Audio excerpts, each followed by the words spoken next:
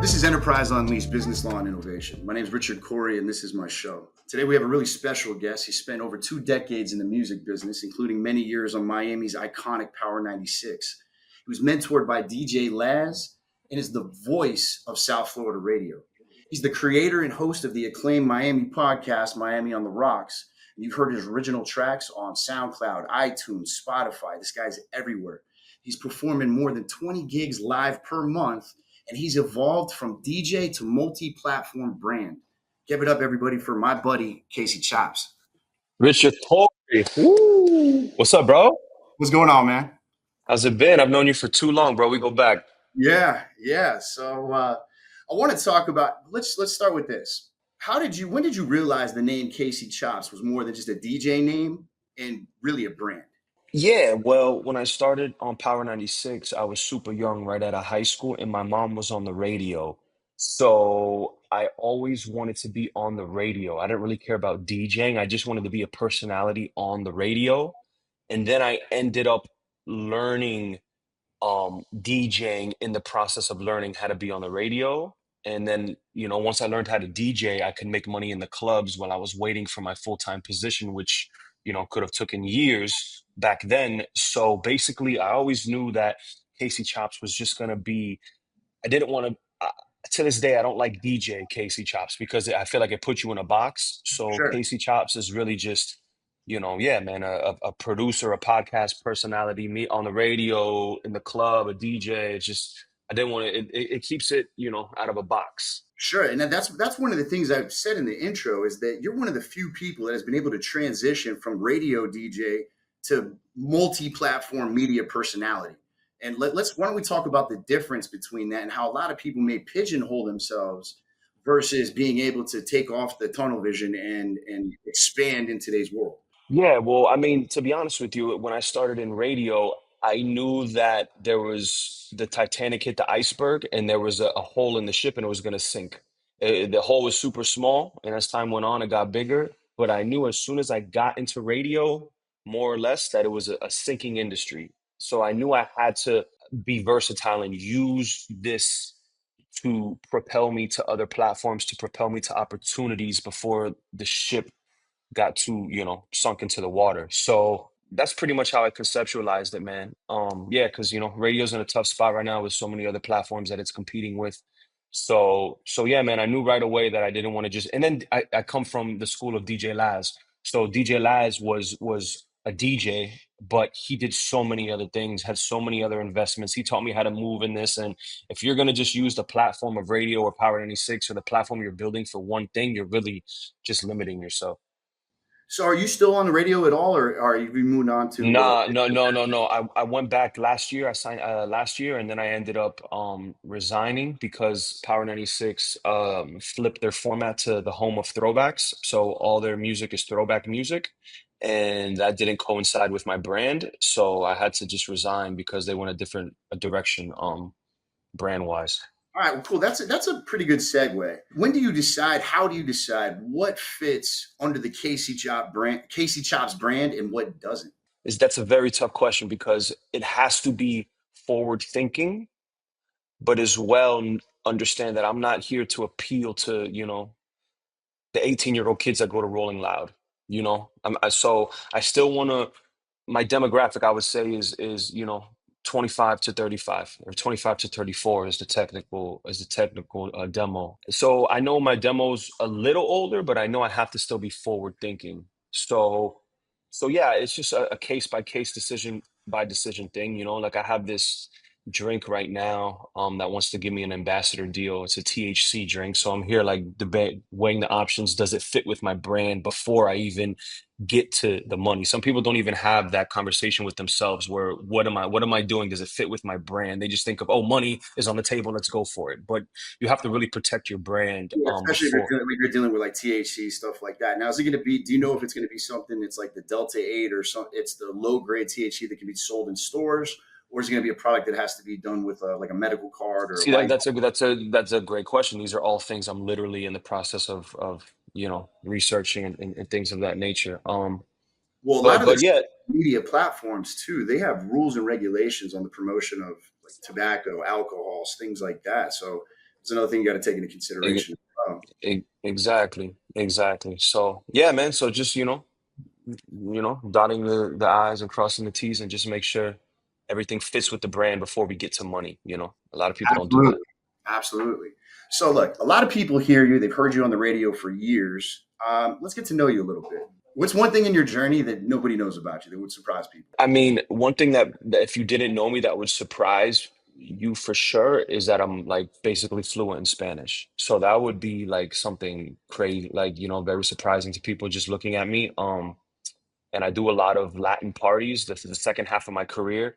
I've kind of really leaned into the Latin culture and done a lot of Latin parties. But yeah, I think that's something that will, when people meet me, they would surprise them is that I could basically speak to anyone in Spanish and Were you always fluent in Spanish? Nah, man, when in 2016, I quit radio in 2016 and I never went to college, so it was the first time ever that I had a chance to leave the country and like live somewhere else. So I ended up moving to Medellin for like 3, 4 months. I took Spanish classes there. So basically, long story short, I say this a lot, but I'll try to just do a condensed version. I have a friend that took me to Colombia for the first time when I was working in radio, like in 2015, and I couldn't speak to anybody. And my personality is very extroverted, and I couldn't. I was around all my boys, beautiful women. I was the only one, literally, that couldn't speak to anybody. And at that same time in 2015, in the music industry, we noticed a new wave of reggaeton coming in. We noticed how, oh my God, things are quickly shifting very Latin in the Miami market. We had that first wave of reggaeton like in 2007 with Daddy Yankee, Nicky Jam, but then it came back again in 2015 with J Balvin, Bad Bunny, and all these things. So I knew in my head, I'm like, look, what can I do? And then I went to Colombia, and then I came back. And when I came back, I'm like, yo, you know what I'm gonna do? I'm gonna be the white boy that speaks Spanish. I really like the culture. I really like the vibe of the people. This would make a lot of sense, given that the shift that I see the music industry going toward. And I'm fed up with radio. I'm about to quit, and I can like have money. I have money saved up that I can actually go somewhere and do something. So my college was, moving to Medellin for 3, 4 months. I DJed over there. I took You were Spanish DJing class. over there? Yeah, yeah, I was DJing Oh, I over bet they there were loving you. in Medellin and Poblado. Yeah, bro. And I really, and then when I got back after 4 months, I did this thing called baseline.com, where you pay $100 a month and you get unlimited classes with teachers in Colombia through Zoom. And you could book a 30-minute block or 8-hour block. So I was doing like 8 hours a day just talking to people in Spanish. Like, and yeah, bro, I've done viral call and all my content that goes viral. I have, viral content in all regards, Sure. like podcasts, but the most viral things that I've ever done is just me speaking Spanish.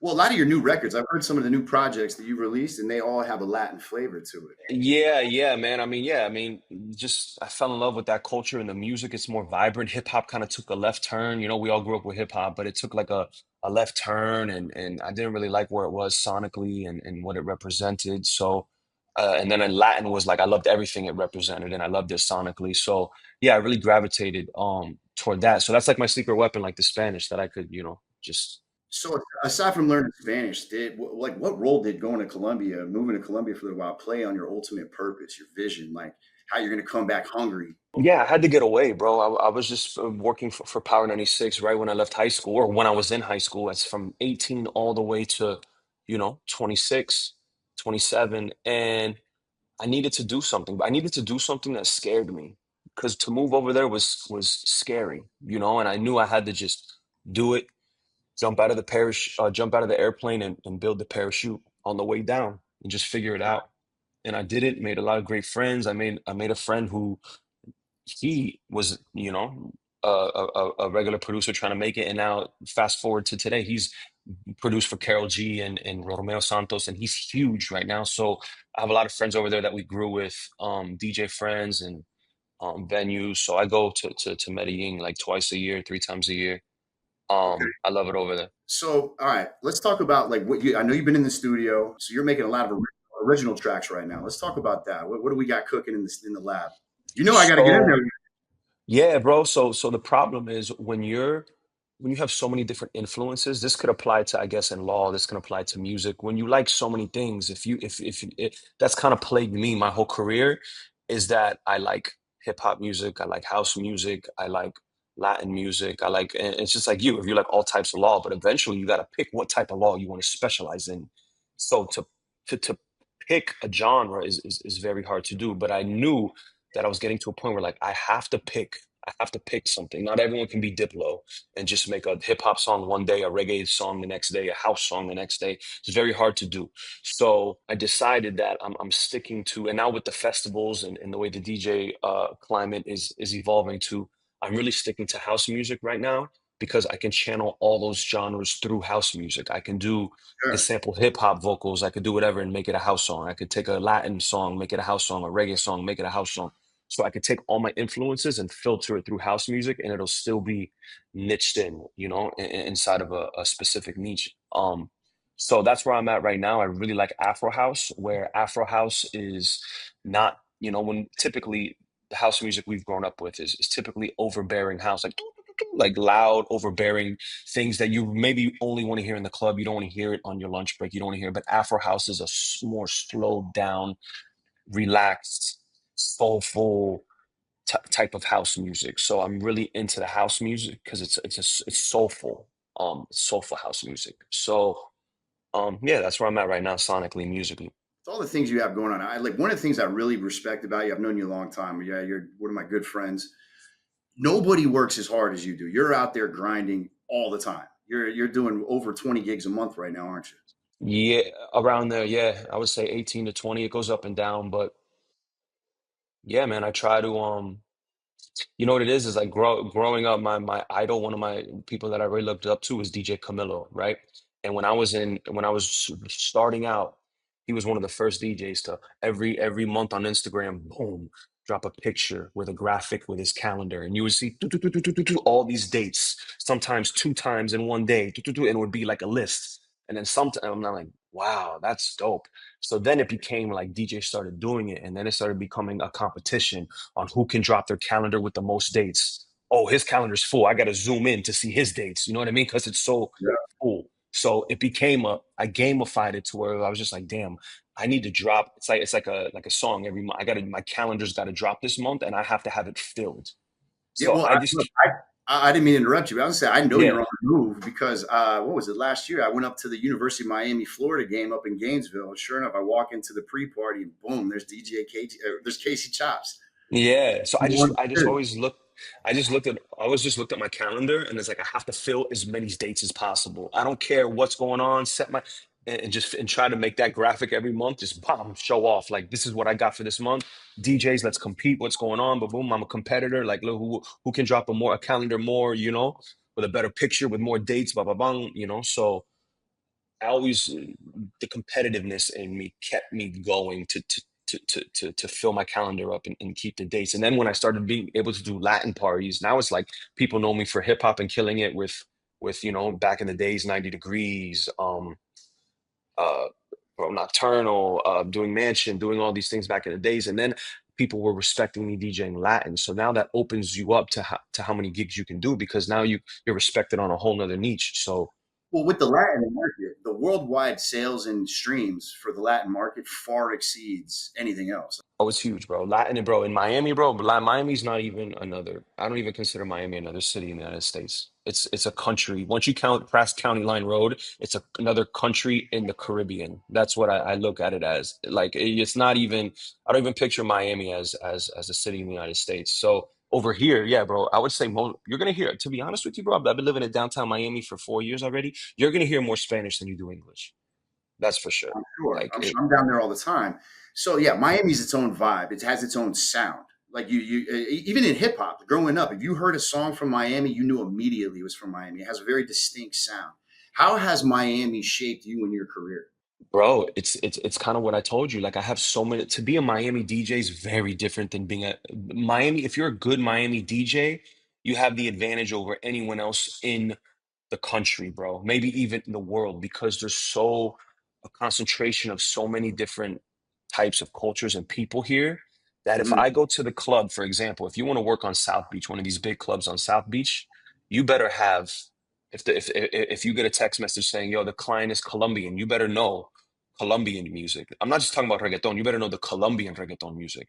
people say we have French people here. You better have a bag of French songs for this French client that's spending $10,000 in the club. You better be able to appease him with some French music. Oh, we got a Jamaican. You better have some reggae dance hall music. We got some Africans. You better have some Afro beat, Afro house. You better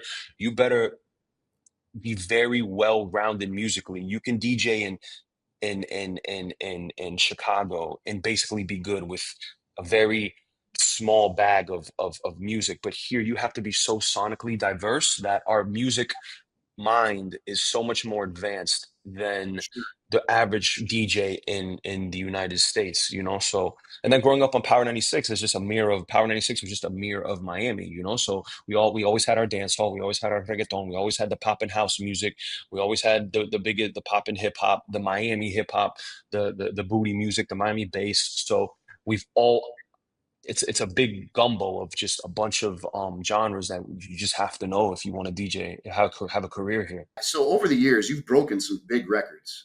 So what are some of the major records that you've broken on the radio for the first time or in your career? One of the main ones that comes to mind that, you know, I risked my job for was Kid Ink and Chris Brown, Show Me. Okay. I had a Kid Ink. I broke him in the Miami market. I have a good friend, DJ Ill Will. They're from the West. They're from the West Coast. So, you know, earlier in my career, I took a chance on that record, and it became a big thing. And I had to explain to bosses that were about to suspend me, asking me why did I play that song. I had to explain to them this is going to be huge. Trust me, blah blah bum.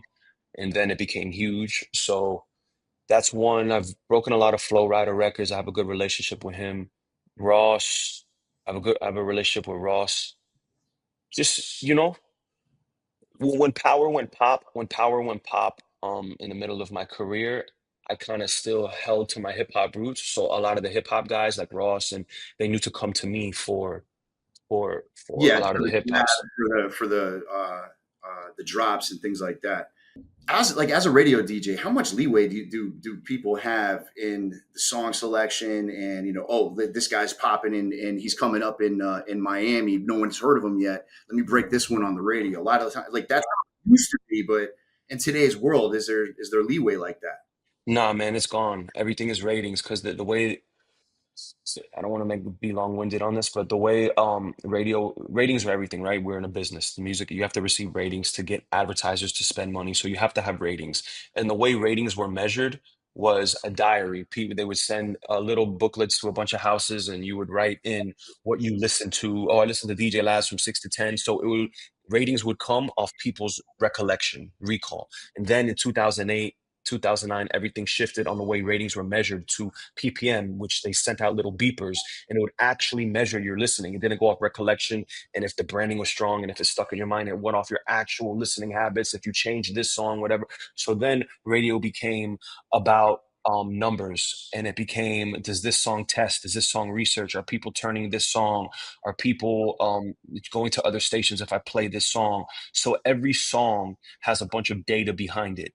So they're not caring about the art anymore, really. They're not caring about sonics. They're really just caring about are the numbers there because each song is a tool to generate ratings. So if this song that we play has bad data behind it, why are you playing that song?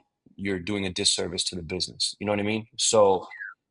And if if I play a new song that's not even tested, then that's it's a risk. Actually, just the labels control. Major labels are controlling what's going to get sent to the distribution of all the radio stations. There's no. It's going to be a lot No, harder. I mean radio. If radio sends a song and it doesn't test, it doesn't research. If people don't like it, because now radio has researching methods to get these numbers if people are going to like it. So you could think a label could send a brand new Chris Brown song, but if it's not getting tested, if it's not researching, then the radio station is not going to play it.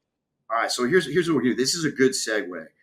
We're going to have to cut this episode and jump into a next one because we're not done yet. The next episode, we're going to get into the nitty gritty of what it's like to the real world of releasing records, the real world of what's going on with the numbers, things like that. And then we're going to get into the legal aspects behind it. So stay tuned. We got the second part of Casey Chopz coming up.